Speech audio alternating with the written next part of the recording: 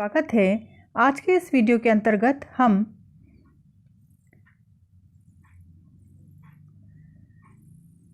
पितृसत्ता का अर्थ एवं परिभाषाएं तथा पितृसत्ता की अवधारणा या कंसेप्ट ऑफ पैट्रियार्की के विषय में चर्चा करेंगे। तो आइए सबसे पहले हम देखते हैं कि पितृसत्ता का क्या अर्थ होता है।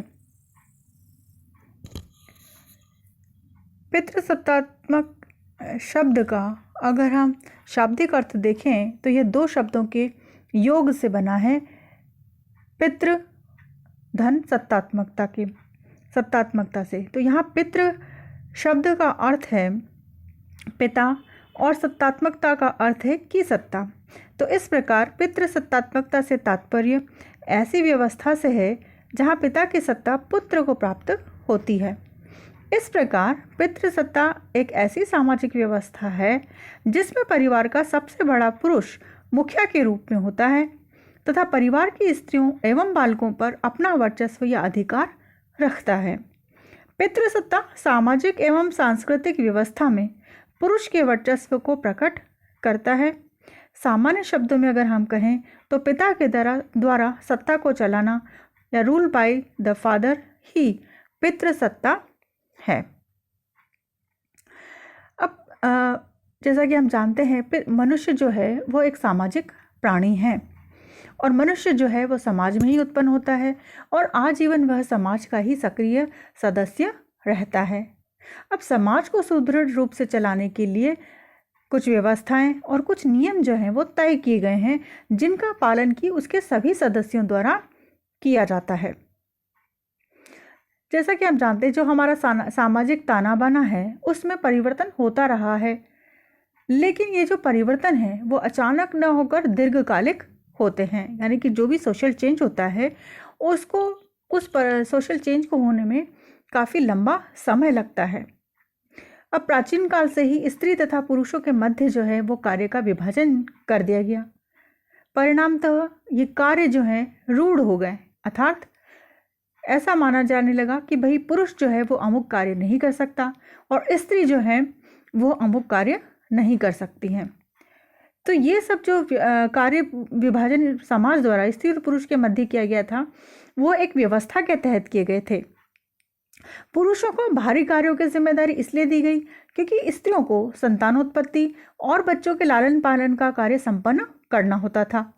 परिणाम स्वरूप स्त्री के कार्य को अनुत्पादक माना जाने लगा क्योंकि वह धन का अर्जन नहीं करती और संपूर्ण परिवार को कमाकर खिलाने के कारण पुरुषों का महत्व जो है वह अत्यधिक माना जाने लगा और आर्थिक अधिकारों के विषय में भी उन्हें ही प्रमुखता दी जाने लगी।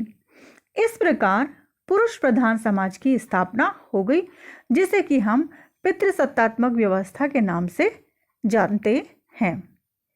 तो ये तो था पितृसत्ता का अर्थ या मीनिंग ऑफ पैट्रियार्की।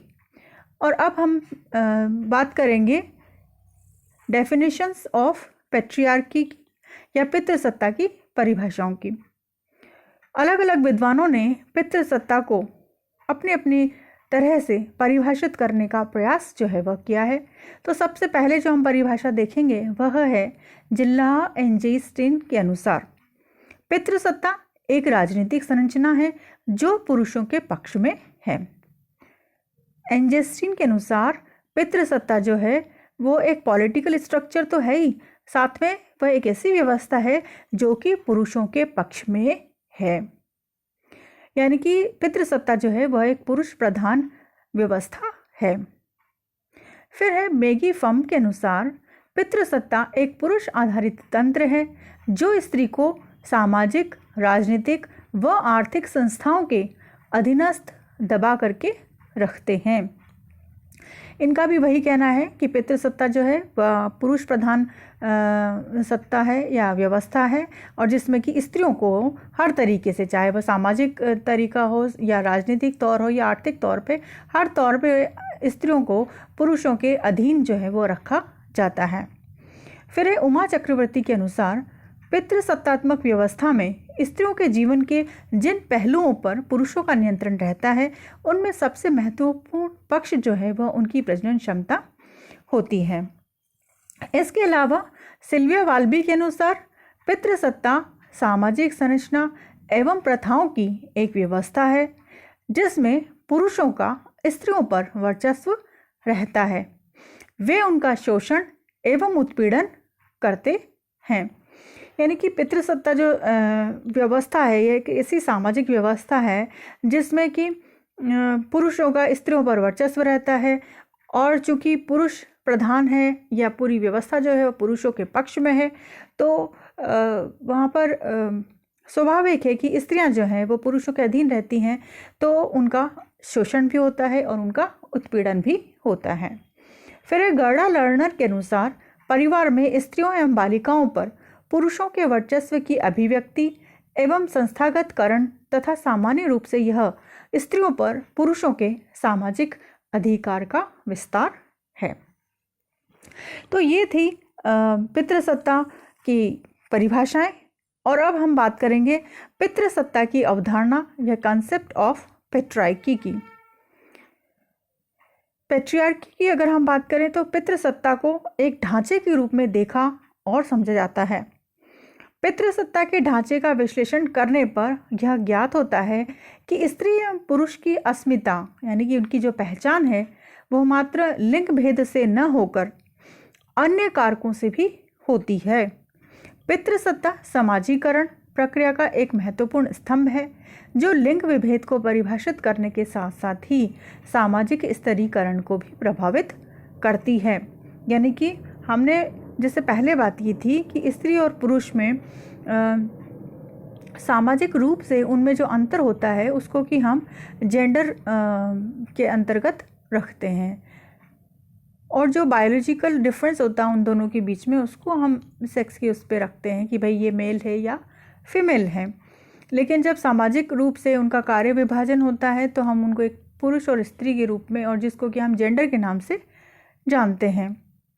तो पितृसत्ता जो है वो समाजीकरण प्रक्रिया का एक महत्वपूर्ण स्तंभ है। तो यानी कि एक सामाजिक व्यवस्था या एक सामाजिक ताना बाना इस तरीके का बनाया गया है कि जिसमें पुरुषों को प्रधानता दी गई है और स्त्रियों को पुरुषों के अधीन जो है इस व्यवस्था के अंतर्गत रखा गया है। तो पितृसत्ता जो व्यवस्था है उसके अंतर्गत एक विचारधारा की तरह प्रभावित होता है, और इस ढांचे को या इस व्यवस्था को चलाने के लिए आवश्यक है कि इस विचारधारा के अनुसार पुरुषों को स्त्रियों से अधिक श्रेष्ठ माना गया है तथा स्त्रियों पर पुरुषों के नियंत्रण को ढांचागत किया गया है। यानी कि व्यवस्था ही इस तरीके से बनाई गई है कि स्त्रियों पर जो है वह पुरुषों का नियंत्रण रहे, एवं सामान्यतः इस ढांचे के अंतर्गत ही स्त्रियों को पुरुषों की संपत्ति के रूप में देखा जाता है। यानी कि अगर हम साधारण तौर पर भी बात करें तो अगर भारतीय समाज के परिदृश्य में भी हम देखें तो यहाँ पर भी पितृसत्तात्मक व्यवस्था ही जो है वह प्रमुखता से पाई जाती है। और पितृसत्तात्मक व्यवस्था के अंतर्गत एक ऐसी व्यवस्था की गई है कि स्त्री जो है वो कभी भी स्वतंत्र रूप से नहीं रह सकती है। जब वह अविवाहित होती है तो उसे अपने पिता या भाई के अधीन रहना होता है, और विवाह के पश्चात उसे अपने पति के अधीन रहना होता है, और बाद में अपने बेटों के अधीन रहना होता है। यानी कि स्त्री का व्यक्तित्व जो है वो इस पितृसत्तात्मक व्यवस्था में कभी स्वतंत्र नहीं माना गया है, और स्त्री को सदैव जो है वह पुरुषों के अधीन ही रखा गया है। तो यह है कंसेप्ट ऑफ पेट्रियार्की। आज के वीडियो के लिए इतना ही। आशा है आपको ये वीडियो पसंद आया होगा। धन्यवाद।